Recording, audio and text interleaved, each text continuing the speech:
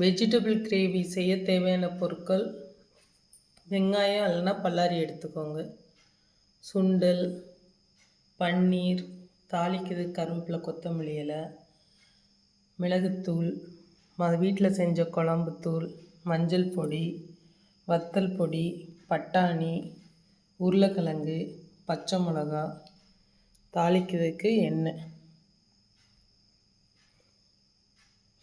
இதோடு நீங்கள் என்ன காய்கறினாலும் எடுத்துக்கோங்க. கேரட்டு, காலிஃப்ளவரு, பீட்ரூட்டு, முருங்கை பீன்ஸு, உங்களுக்கு என்னென்ன காய்கறி பிடிக்குமோ போட்டுக்கோங்க. அதுக்கு தக்கன உரப்பையும் உப்பையும் ஏற்றி போட்டுக்கோங்க. பூண்டு, இஞ்சி. சுண்டலை நான் நைட்டே ஊற வச்சுக்கிட்டேன்.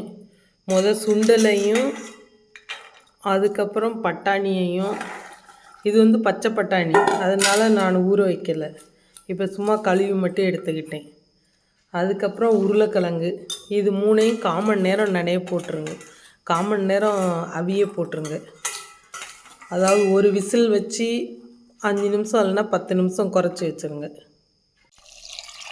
தேவையான அளவு தண்ணி ஊற்றிக்கோங்க.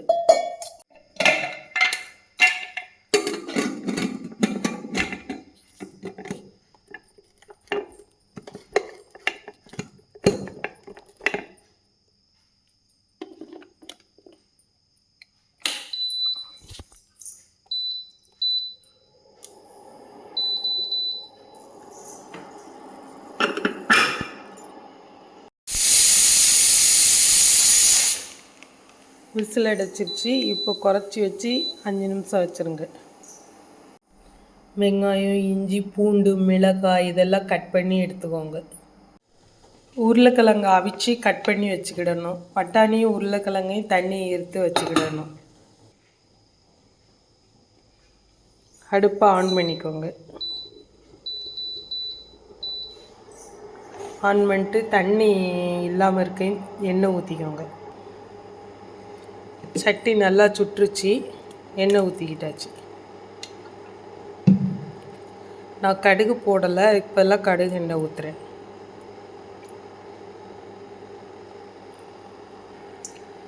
எண்ணெய் சுடையும் வெங்காயம், கருவேப்பிலை, கொத்தமல்லி இலை, இஞ்சி, பூண்டு, பச்சை மிளகா, உங்களுக்கு உரப்பு நல்லா பிடிக்கும்னா இந்த ஸ்டேஜில் வத்தல் கூட 1-2 கிள்ளி போட்டுக்கோங்க.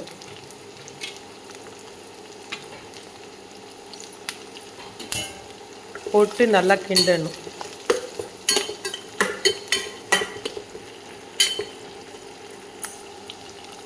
வெங்காயம் நல்லா தவங்கினதும் பட்டாணியும் சுண்டலையும் போடணும். அதுக்கப்புறம் அவிச்சு வச்ச உருளைக்கிழங்கு, பன்னீரையும் போட்டுக்கோங்க.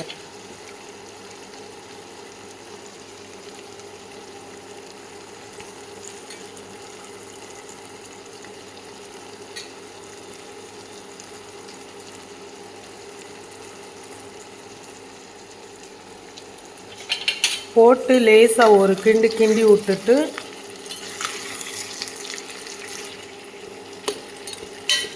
இப்போ மசால் பொடி போட்டுக்கோங்க.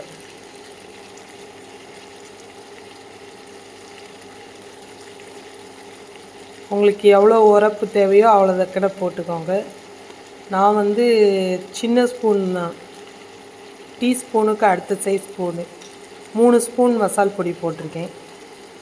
1 ஸ்பூன் மஞ்சள் தூள், அப்புறம் மிளகுத்தூள் கொஞ்சோண்டி 1 ஸ்பூன், அப்புறம் 1 டீஸ்பூன் வத்தல் பொடி போட்டு நல்லா கிளறி விட்டுக்கோங்க. கிளறி விட்டு முடிஞ்சளவு சிம்மில் வச்சுக்கோங்க. இல்லைன்னா அடியில் கூட இப்போ மசால் பொடி போட்டதுக்கு பிடிச்சிக்கிட்டே வரும்.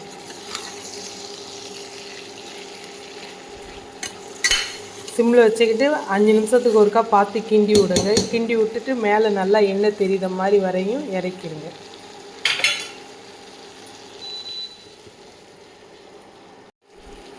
கிண்டி விட்டுட்டு மூடி வச்சுருங்க. இப்போ இடையில திறந்து பார்த்து உப்பு போடணும் தேவையான அளவு. கொஞ்சோண்டி போட்டுக்கோங்க.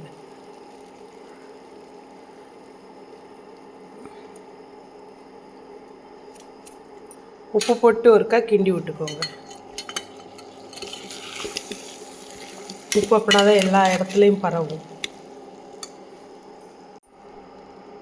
இப்போ 10 நிமிஷம் ஆயிடுச்சு பாருங்கள். அங்கங்கே எண்ணெய் வெளிப்பட்டுருச்சா? இப்போ நம்ம ஆஃப் பண்ணிடலாம்.